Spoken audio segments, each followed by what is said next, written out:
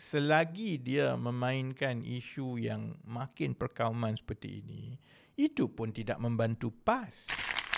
Ini saya tak tahu sama ada dia tak faham sejarah Palestin ataupun saya rasa dia cerdik.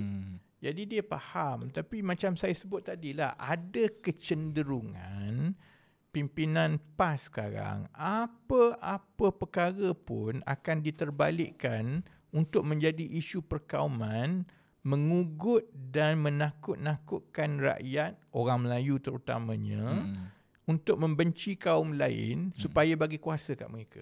Itu dulu permainan UMNO, playbook UMNO. UMNO pun dah tak buat begitu dah sekarang. Kan? Jadi dan bersatu pun yang nama Parti Melayu, Parti Bunga Raya, bersatu pun tak sebegitu. Jadi saya sangat terkejut kalau ambil yang ini kan.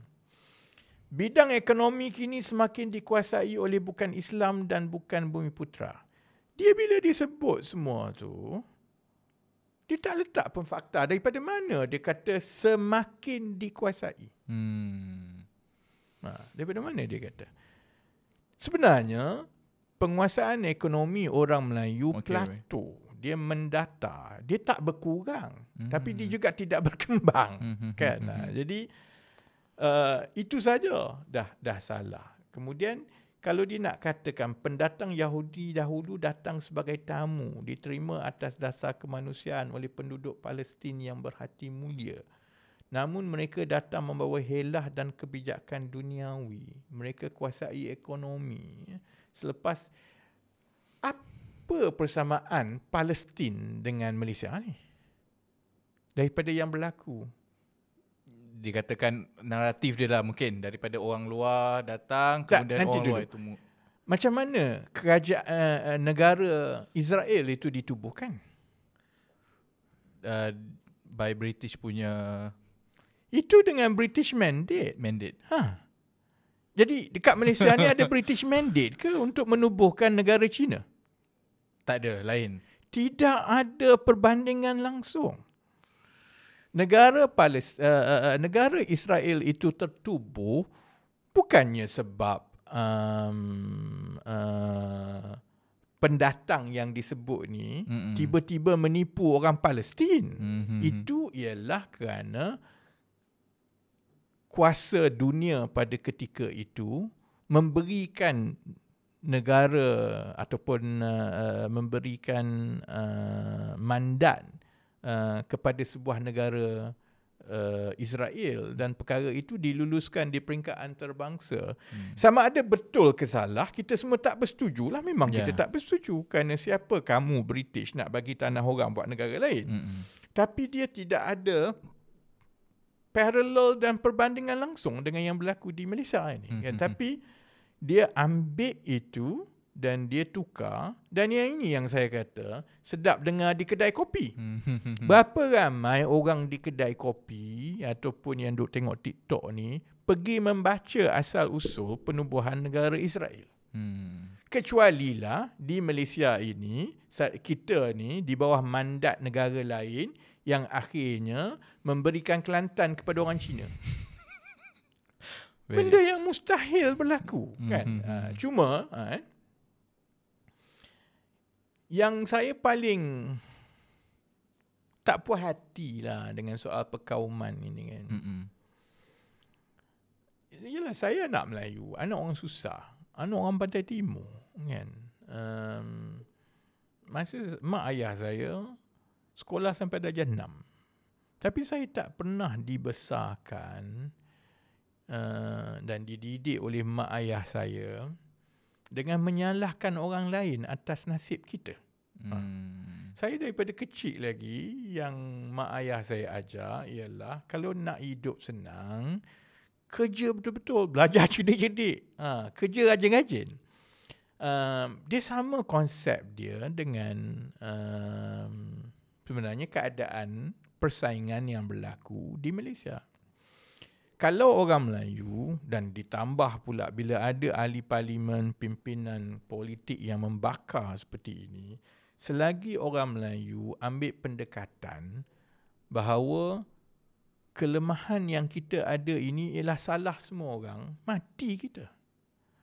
Yang kenapa saya tidak pernah bersetuju dengan UMNO soal-soal ini. Kenapa saya tak bersetuju dengan PAS atau parti-parti yang bersifat perkauman? Kerana bagi saya, ini semua orang politik penting diri. Dia lunak dan halwa di telinga orang yang cenderung untuk menyalahkan orang lain atas masalah kita.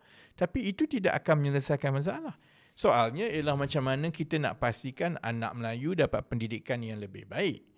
Orang Cina tak pergi pun sekolah kebangsaan. Contohnya dia pandai-pandai sendiri je kat sekolah Cina dia kan.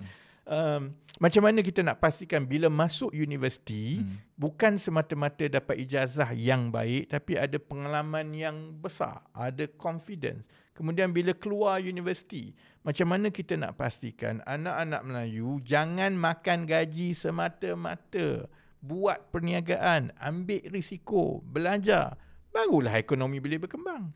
Jadi kalau selama-lamanya kita menyalahkan kepada semua orang ataupun kita rasa untuk kita hidup senang ini semua tanggungjawab kerajaan, matilah orang Melayu.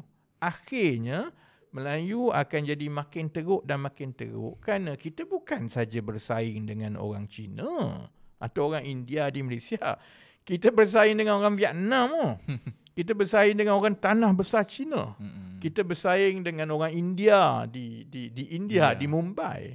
Dan mereka ini telah dilatih, diajar untuk bersaing kerana keadaan di negara mereka lebih kompetitif daripada yang ada di sini. Jadi sepatutnya ahli-ahli politik kalau betul-betul nak tolong orang Melayu ialah mencari jalan ke arah itu. Sebab itu kita kata kita kena tengok dan bincangkan dan cari penyelesaian terbaik kepada masalah-masalah yang orang PAS, pimpinan PAS dengan mudah kata ini semua masalah duniawi. Ikutlah kami dapat kunci syurga. Itu masalah dia. Jadi saya tak tahu sejauh mana lagi Ustaz Marzuq ni nak buat macam ini. Dia mungkinlah boleh menang di pengkalan cepa selama-lamanya. Tapi saya ingatlah selagi dia memainkan isu yang makin perkauman seperti ini, itu pun tidak membantu PAS. Kerana bukan sahaja orang bukan Melayu kecil hati dengan cara dia ni, orang Melayu pun akan rasa ini adalah satu permainan yang berbahaya. Kerana di Kelantan bolehlah begini. Di bahagian dan kawasan-kawasan lain di seluruh Malaysia, kita ada masyarakat yang majmuk dan kita saling bergantung. Yang kita nak bina sekarang ialah ekonomi yang vibrant, yang bagus, yang membuka peluang. Dan orang Cina pun tahu majoriti di negara ini ialah Melayu. Kalau ekonomi itu makin bertambah baik, limpahan itu akan sampai kepada Melayu juga. Tapi kalau ekonomi itu perlahan, seperti yang berlaku di Kelantan selama mereka memerintah berpuluh tahun, akhirnya yang jadi mangsa Melayu juga yang terpaksa berhijrah ke negeri-negeri yang kononnya ni hampir sama seperti Zionis dan Israel kan.